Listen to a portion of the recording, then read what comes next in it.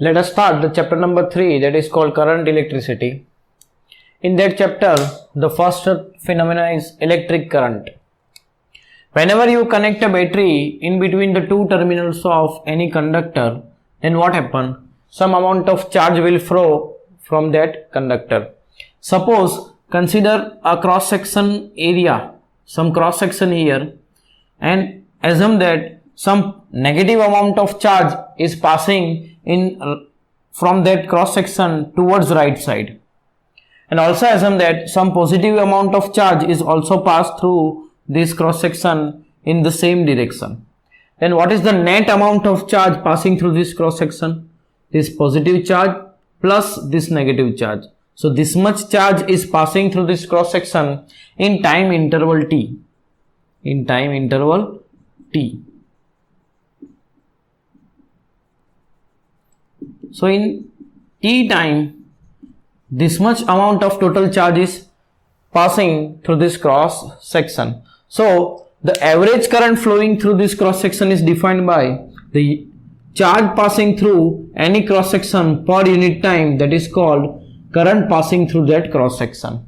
So this is the average current. Why average? We are measuring it in a time interval. Suppose from 0 to 10 second. अगर हम time interval में major करें तो ये current कैसा होगा? Average current. So what is the definition of current? The amount of charge passing through any cross section per unit time, that is called electric current passing through that cross section. So we are measuring it over a time interval, so this is called average current passing through any cross section. But sometimes current is not steady, means suppose 0 to 2 second में ज्यादा current flow होगा, 2 to 4 में कम flow होगा, 4 to 8 में और ज्यादा flow होगा. तो करंट वेरी हो सकता है, अनस्टेडी हो सकता है. तो 0 to 10 सेकेंड में कैलकुलेट करोगे तो अलग अलग इंटरवल में अलग अलग है, तो करंट वेरी होगा.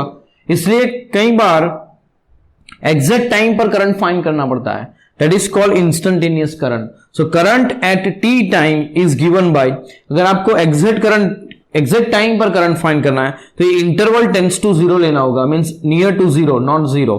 तो ये लोगे तो ये जो फॉर्मूला है वो कन्वर्ट हो जाएगा डिफरेंशिएशन में. So that is equal to I is equal to what? D Q by D T. Differentiate formula of Q with respect to time. That Q is the charge passing through any cross section of the conductor. So this is the electric current. Remember, the amount of charge passing through any cross section per unit time, that is called current passing through that cross section.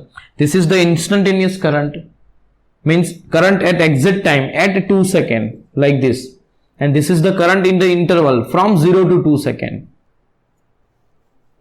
Now unit of this current is coulomb per second. Unit of charge is coulomb or 10 second. Coulomb per second, that is called ampere. You can write this as ampere, capital A.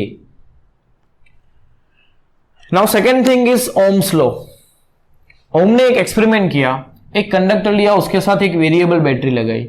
ये जो symbol है arrow का, ये variable का है, means ये battery का voltage आप वेरी कर सकते हो. ऐसा करोगे तो इसमें से करंट फ्लो होगा, बराबर. अब करंट फ्लो हो रहा है तो यहां से कितना अमाउंट ऑफ करंट पास हो रहा है वो मेजर करने के लिए ए मीटर लगाया, और कंडक्टर के टू एंड पर कितना पोटेंशियल डिफरेंस है वो मेजर करने के लिए वोल्ट मीटर लगाया. मैं यहां पर वोल्टेज वेरी करूंगा तो ये वोल्टेज वेरी होगा और इसमें से पास होता करंट वेरी होगा. उसे नोट डाउन करूंगा. 1 वोल्ट के लिए करंट 2 एम्पियर, 2 वोल्ट के लिए 4, 3 वोल्ट के लिए 6, बराबर. ऐसा होगा. तो यहां पर आप नोटिस करो कि जैसे जैसे आप वोल्टेज इंक्रीज करोगे करंट क्या होगा? इंक्रीज होगा. तो ये है statement of Ohm's law. Current is always proportional to the given voltage, right. So यहां पर जो प्रोपोर्शनलिटी कांस्टेंट होगा that is called R, and R is called resistance of the conductor. Resistance of the conductor. अब ऐसा भी आप समझ सकते हो कि V by I का अगर मैं रेशियो लूं तो 1/2 रेशियो है first time, second time 2/4 means this is also 1/2, 3/6 means this is also 1/2. तो वोल्टेज और करंट का जो रेशियो है वो कांस्टेंट रहता है. इस कांस्टेंट रेशियो को नाम दिया गया रेजिस्टेंस ऑफ द वायर, या तो resistance of the given conductor, right. So resistance हमें क्या इंडिकेट करेगा वो थोड़ा समझते हैं. तो कंडक्टर के अंदर बेसिकली क्या होता है? तो चार्जेस होते हैं. कौन से चार्ज फ्लो हो सकते हैं जो फ्री होते हैं? तो इलेक्ट्रॉन ऑलवेज फ्री होता है, प्रोटॉन कभी फ्री नहीं होता. इलेक्ट्रॉन फ्री होंगे तो वो क्या, एटम्स जो है वो क्या बन जाएंगे? पॉजिटिव आयन बन जाएंगे. इसका मीनिंग कंडक्टर के अंदर दो चीज होगी, एक तो पॉजिटिव आयन्स होंगे और फ्री इलेक्ट्रॉन्स होंगे. पॉजिटिव आयंस अपनी मेन पोजीशन के अराउंड में वाइब्रेशन कर रहे होंगे और ये जो फ्री इलेक्ट्रॉन है वो कहीं पर भी मूव होंगे, बराबर। तो जब आप इसके साथ बैटरी कनेक्ट करोगे, ऐसे बैटरी का पॉजिटिव टर्मिनल यहां पर लगा है नेगेटिव, तो पॉजिटिव के साथ ये इलेक्ट्रॉन फ्लो होंगे, फ्लो होते समय ये आयन के साथ कोलाइड होंगे, ऐसे कोलाइजन करते करते वो फ्लो होंगे। तो क्या होगा, ड्यू टू कोलाइजन इसका जो फ्लो है वो रेजिस्ट होगा और उस रेजिस्टेंस का अमाउंट जो है वो रेजिस्टेंस है, कितना रेजिस्ट हो रहा है वो मेजरमेंट क्या है, resistance of the conductor, right.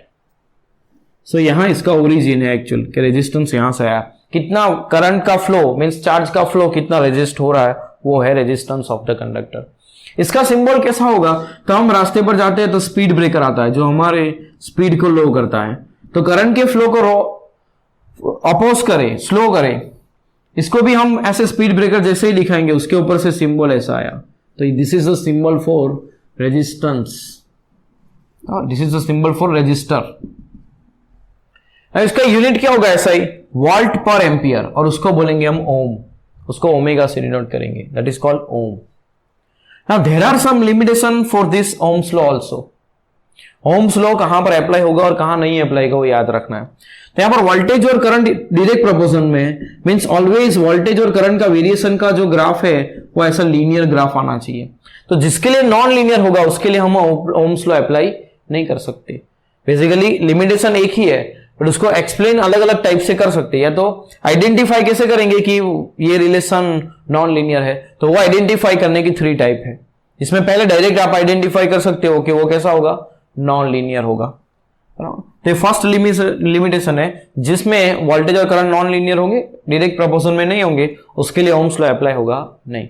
Second limitation आप देखो, समझो कि मैंने बैटरी का पॉजिटिव टर्मिनल यहां लगाया है, नेगेटिव यहां लगाया है, तो करंट ऐसे पॉजिटिव टू नेगेटिव फ्लो होगा। करंट की डायरेक्शन ये है, तो वोल्टेज 1 तो करंट 2 मिला मुझे।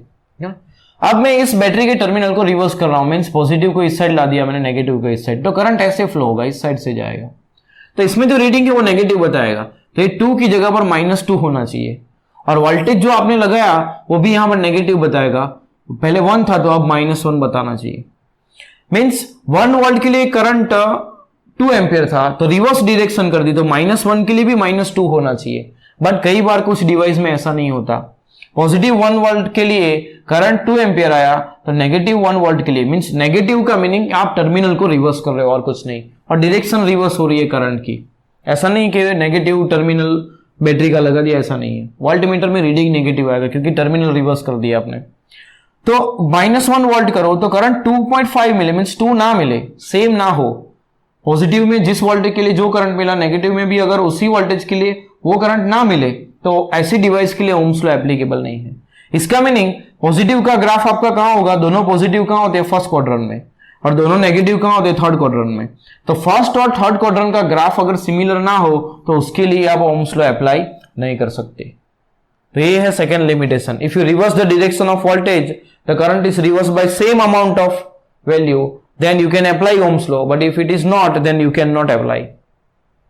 So ये second type है to identify the Ohm's law is applicable or not.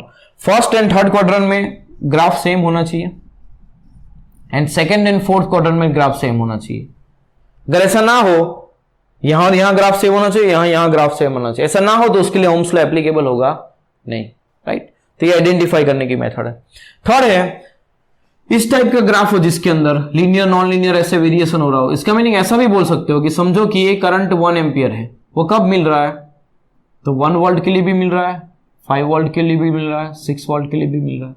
Means एक ही करंट अलग अलग वोल्टेज के लिए मिले, ऐसा जहां पर हो वोल्टेज की डिफरेंट वैल्यूज के लिए same amount of current flow हो, तो ऐसे डिवाइस के लिए भी वो एप्लीकेबल नहीं है। और ऐसी डिवाइस है semiconductor device that is called gallium arsenide, GaAs, इसके लिए ये ग्राफ है और इसके लिए ओम्स लॉ एप्लीकेबल नहीं है। और ये जो ग्राफ है वो फॉर डायोड है, डायोड आपका 14 चैप्टर में आएगा, सेमीकंडक्टर डिवाइस है ये, उसके लिए ऐसा ग्राफ आता है, मींस इसके लिए भी ओम्स लॉ एप्लीकेबल नहीं है। तो ओम्स लॉ आप इस टर्म में याद रख सकते हो, बराबर। अब नेक्स्ट क्लास के अंदर मैं आपको सिखाऊंगा कि ये करंट कहां से आया, कहां से कहां फ्लो होता है, सर्किट में हमें करंट कहां लेना है, ये सब आपको समझना जरूरी है to solve the numerical, right. So we will discuss that in the next lecture.